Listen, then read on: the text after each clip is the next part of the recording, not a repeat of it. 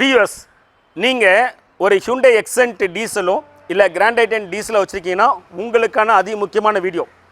நிறைய பேர் இப்போ நான் சொல்லக்கூடிய ப்ராப்ளத்தை சரியாக அதை புரிஞ்சிக்காமல் அதுக்கான சொல்யூஷன் சரியாக டயக்னோஸ் பண்ணி தெரிஞ்சிக்காமல் என்ஜினெல்லாம் டிஸ்மேண்டில் பண்ணி லட்சக்கணக்கில் செலவு பண்ணி ப்ராப்ளம் சால்வ் ஆகாமல் நிறைய நேரம் மெக்கானிக் கூடலாம் சண்டை போட்டுக்கிட்டு நிறைய பேர் மன உளைச்சலாலும் பணத்தை எழுந்துட்டு தெரிஞ்சிட்ருக்கீங்க. சரியா? நான் சொல்லக்கூடிய ப்ராப்ளத்துக்கு 99% வந்து இதான் சொல்யூஷனாக இருக்கும். என்ன ப்ராப்ளம்னா, நீங்கள் ஆக்சிலேட்டர் பெடல், அதாவது பர்டிகுலர் இந்த 2 வண்டிக்கு தான் சொல்கிறேன் நான். நீங்கள் ஆக்சிலேட்டர் பெடல் அழுத்துறீங்க அப்படின்னா ஒரு 2000 RPM அண்ட் அபோவ் நீங்கள் போனதுக்கப்புறம் நீங்கள் ஆக்சிலேட்டர் பெடல்லேருந்து கால் எடுத்தாலும் அந்த RPM ஃபர்தராக குறையாமல் அதே இடத்துல மெயின்டைன் ஆகும், இல்லை ரைஸ் ஆகும். அதுவும் டகடான்னு அடிக்கும். தமிழ் ஆக்சிலேட்டர் கொடுங்க 2000 RPM.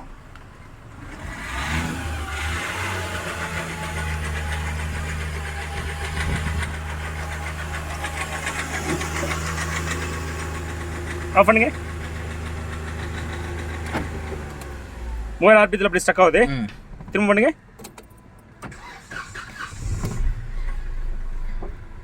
வந்துட்டா சார்.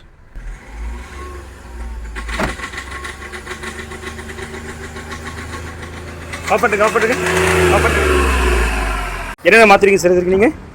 3 இன்ஜெக்டர் மாத்தணுட்டு சர்வீஸ் பண்ணாங்களா மாத்தினாங்களான்னு தெரியல. அது வந்துட்டு டர்போ வந்து புதுசா போட்டது. டர்போ புஷ் போட்டீங்களா? எவ்வளவு சார் டர்போ? வந்துட்டு அந்த கோர் மட்டும் மாத்துறாங்கன்னு நினைக்கிறேன். சொல்லுங்க சார். மொத்தம் எவ்வளவு சார் ஆச்சு டர்போக்கு? ஒரு 25. நீங்க எதனால கன்ஃபியூஷனா சொல்றீங்க? இப்போ உங்க வண்டி தானே இது? ஏன் வண்டி தான். ஆனா நீ புதுசு அப்படின்றீங்களா? அதனால கேட்கறேன். இல்ல நான் வந்து அவங்க கிட்ட கொடுத்தேன். அவங்க வந்து மாத்திட்டேன். இது வந்து ஒரு இன்ஜெக்டர் வந்து புதுசா போட்டுறேன் அப்படின்னாங்க. இது வேலைக்கு ஆகாதுன்னாங்க. சரி ஓகே நீங்கள் புதுசாக போட்டுருங்க. நான் அப்புறம் நான் என்ன கேட்டேன், சரி புதுசாக போட்டிங்களா பழைய இன்ஜெக்டர் காட்டுங்கன்னு பார்த்து இல்லை புதுசு போடல, இதில் ஒரு பீஸ் மட்டும் தான் மாற்றிருக்கேன்னு ஒரே ஒரு சின்ன பின்னு மாதிரி ஒன்று காமிச்சாங்க. ஓகே. இந்த மாதிரி வந்ததுனாலே என்ன பண்ணுங்க, ஸ்கேன் பண்ணி பாருங்கள். அதில் எந்த எரர் கோடு இல்லை, எந்த பிரச்சனையும் இல்லை அப்படின்னா சரியா. 99% வந்து இந்த வண்டியோட இன்ஜெக்டர் தான் ஃபால்ட்டு. இப்போ நம்ம என்ன பண்ணுறோம், இந்த 3 இன்ஜெக்டர், இந்த வண்டியோட 3 இன்ஜெக்டர்ஸ் காட்டிட்டு இப்போது புதுசான 3 இன்ஜெக்டர்ஸ் நம்ம போட போகிறோம். சரியா? ஸோ உங்களுக்கு சொல்லக்கூடிய விஷயம் என்னென்னா, எக்காரணத்துக்கு கொண்டும் நம்ம வந்து சர்வீஸ் பண்ணி போடுற இன்ஜெக்டரை சரியா இல்லை செகண்ட்ஸ் வாங்கி போடுறேன்னு சொல்லி நீங்கள் போடுவீங்க. நிறைய பேர் உங்களுக்கு சொல்லியிருப்பாங்க, நான் வாங்கி போட்டேன், நான் இம்ப்ரூவ்மெண்ட்ஸ் இருக்குன்னு. ஆனால் இந்த மாதிரி இந்த ரெஃபரன்ஸு இந்த மாதிரி விஷயத்தில் நிறைய இதை கேட்டு நிறைய பேர் வீணாகிட்டே இருக்காங்க தான் எனக்கு ஒரு டேட்டா பேஸ் பிரகாரம் நான் சொல்கிறேன். அதனால் என்னை பொறுத்தவரை என்ன பண்ணுங்கள், இதெல்லாம் விட்டுட்டு புது இன்ஜெக்டர்ஸ் வாங்கி போடுங்க. சரியா? முடிஞ்சால் என் கமெண்ட் செக்ஷனில் நிறைய பேர் சொல்லுங்கள், எத்தனை பேர் வந்து பார்த்தீங்கன்னா இந்த மாதிரி இன்ஜெக்டர் செகண்ட்ஸு சர்வீஸ் பண்ணி போட்டு பாதிக்கப்பட்டிருக்கேன்னு சொல்லிட்டேன். ஏன்னா சக்ஸஸ் ஆனவங்க அப்படின்ற கமெண்ட்ஸை நான் எடுக்க போகிறதில்ல. ஏன்னா இதில் வந்து நிறைய வந்து மேனிப்புலேட் பண்ணுறதுக்கு சில பேர் அனுப்பலாம். ஆனால் பாதிக்கப்பட்டவங்க கண்டிப்பாக வந்து உண்மையை தான் போடுவீங்க. ஸோ அதனால் எத்தனை பேர் பாதிக்கப்பட்டிருக்கீங்கிறத போடுங்க. அதாவது இன்ஜெக்டர் சர்வீஸ் பண்ணி போட்டோம், இல்லை இதுக்காக இன்ஜினை மாற்றியும், இல்லை செகண்ட் ஹேண்ட் இன்ஜெக்டர் போட்டு இன்னும் பிரச்சனைகள் மாட்டோம், அந்த மாதிரி யார் இருந்தாலும் கமெண்ட் செக்ஷனில் கொடுங்க. ஸோ மற்றவங்களுக்கு இது பயனுள்ளதாக இருக்கும். ஏன்னா இன்ஜெக்டரோட காஸ்ட் ரொம்ப அதிகம். அதனால தான் நிறைய பேர் இந்த சர்வீஸுக்கும் செகண்ட்ஸுக்கு போட்டு நிறைய பேர் வந்து பார்த்தீங்கன்னா நிறைய சிக்கலில் மாட்டுறாங்க. அவங்க வந்து நிறைய பணத்தை எழுந்து மன உளைச்சலாகி ரொம்ப பாதிப்பு உள்ளாக்குறாங்க. பணத்தை மிச்சப்படுத்தணும், காஸ்ட் கம்மியாக காஸ்ட் எஃபெக்டிவாக செய்யணும்னு நினச்சி தான் முயற்சி பண்ணுறாங்க. ஆனால் கடைசியில் வந்து பார்த்தீங்கன்னா புது இன்ஜெக்டர் வாங்கி போட்டாலே ரொம்ப காஸ்ட் எஃபெக்டிவாக வந்திருக்கும். இந்த வேலையை செஞ்சு அவங்க ரொம்ப மன உளைச்சலாகி காரே வந்து பார்த்தீங்கன்னா விற்கிற நிலைமைக்கு போயிரு காரை ஸ்கிராப் உள்ளாக போட்டுருக்கிற ஆளுங்களாம் இருக்காங்க. சரியா? இப்போ வாங்க, இந்த வண்டியில் நம்ம புது இன்ஜெக்டரை போட்டு இந்த வண்டியோட ப்ராப்ளம் சால்வ் ஆகிடுச்சா இல்லையான்னு அப்படிங்கிறது செக் பண்ணலாம். வாங்க.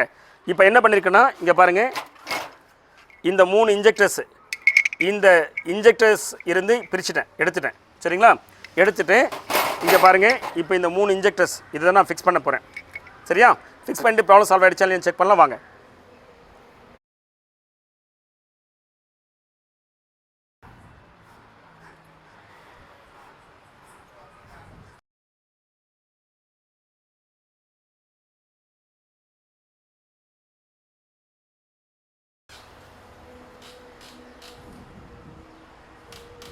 இப்போ நம்ம புது இன்ஜெக்டரை ஃபிக்ஸ் பண்ணியாச்சு.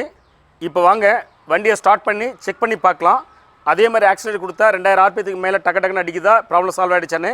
இன்ஃபேக்ட் நம்ம இந்த புதுசாக 3 இன்ஜெக்டர் மாற்றிருக்கோம். இன்னும் நம்ம இன்ஜெக்டர் கோடிங் பண்ணலை.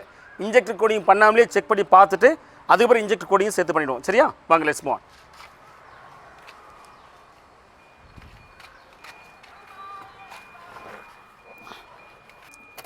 இப்போ நான் வண்டியை ஸ்டார்ட் பண்ணிட்டேன்.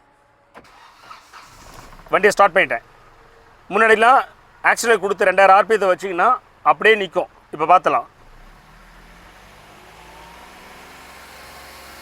கிட்டத்தட்ட 3000 ஆர்பிஎம் ரைஸ் பண்ணிட்டேன். திரும்ப நார்மலுக்கு வந்துருச்சு பாருங்க.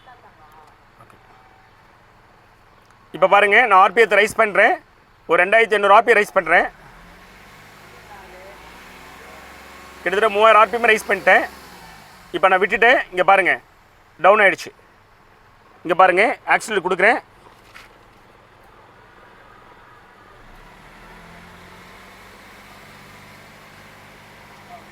பாருங்கள், இன்னும் ரைஸ் பண்ணுறேன். 3000 எடுத்துகிட்டு போயிட்டேன் பாருங்கள். இப்போ விடுறேன், நார்மல் ஆகிடுச்சு. இதுலேருந்து நான் உங்களுக்கு சொல்லக்கூடிய விஷயம் என்னன்னு கேட்டிங்கன்னா, இந்த வண்டியில் இருந்த ப்ராப்ளம் கம்ப்ளீட்டாக சால்வ் ஆகிடுச்சு. திரும்ப நான் சொல்கிறேன், இந்த வண்டியில் நான் இன்னும் இன்ஜெக்டர் கோடிங்கே பண்ணல. இன்ஜெக்டர் கோடிங் பண்ணாமலே சூப்பராகிடுச்சு. இப்போ நம்ம இன்ஜெக்டர் கோடிங் பண்ணிவிடுவோம். சரியா? வாங்க, லெட்ஸ் மூவ் ஆன். இப்போ நம்ம இன்ஜெக்டர் கோடிங் பண்ண போகிறோம். இன்ஜெக்டர் கோடிங் பண்ணுறதுக்கு என்ன பண்ணணும்னா, இப்போ பாருங்கள், இது ஃபஸ்ட்டு இன்ஜெக்டர். இதோட நம்பர் எடுத்துக்கணும். இந்த பாருங்கள், இன்ஜெக்டர் கோடிங்க்கான நம்பர் இதுதான். சரிங்களா? அடுத்தது இன்ஜெக்டர் 2 இது. அடுத்தது இன்ஜெக்டர் 3 இது.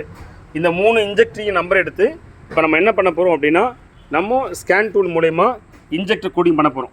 சரிங்களா? இது இன்ஜெக்டர் 1க்கு நம்ம கோடிங் பண்ண போகிறோம்.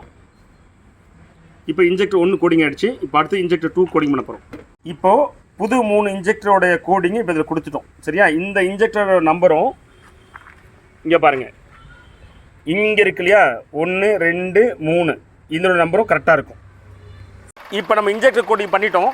இப்போ வண்டியை ஸ்டார்ட் பண்ணி பார்த்துட்டோம், ஆக்சிலேஷன் பண்ணி பார்த்துட்டோம். அந்த டக்கு ப்ராப்ளம் சால்வ் ஆகிடுச்சு. இங்கே பாருங்கள், என்ஜின் எவ்வளோ ஸ்மூத்தாக ஓடுது பாருங்கள். தமிழ் வண்டி ஆக்சிலேஷன் பண்ணுங்கள். ஒரு 2500 ஆர்பிஎம் 3000 மேக்ஸிமம் 3000 அதுக்கு மேலே போகாதுங்க. ஏன்னா ஐடிங்கில் அவ்வளோ அதுக்கு மேலே பண்ணக்கூடாது. இப்போ பாருங்கள் எப்படி இருக்குன்னு பார்க்கலாம்.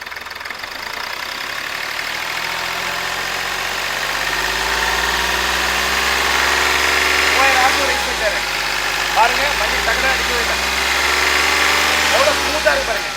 ஓகே தமிழ், விட்டுருங்க. என்ஜின் ஆஃப் பண்ணுங்க. வியூவர்ஸ், எப்படி இந்த என்ஜின் டக்குன்னு அடிச்சது. இந்த இன்ஜெக்டரை 3 புதுசு போட்டதுக்கப்புறம் இந்த என்ஜின் எவ்வளோ ஸ்மூத் ஆகிடுச்சு பாருங்கள். இந்த ப்ராப்ளத்தை இப்படி சால்வ் பண்ணாமல் என்ஜினை பிரித்து என்ஜினும் வீணாக போய் பணத்தை செலவு பண்ணுறதை தவிர்த்துருங்க. ஏன்னா நிறைய இந்த ப்ராப்ளம்ஸ் நிறைய நடந்துட்டுருக்கு. அதனால நான் வந்து அகைன் அண்ட் அகைன் நான் எம்பசஸ் பண்ணிட்டுருக்கேன். உங்களுக்கு தயவு செஞ்சு புது இன்ஜெக்டர் வாங்கி போடுங்க. சரிங்களா? நம்ம சேனலை இன்னும் நீங்கள் சப்ஸ்கிரைப் பண்ணலாம். Please subscribe. தேங்க்யூ.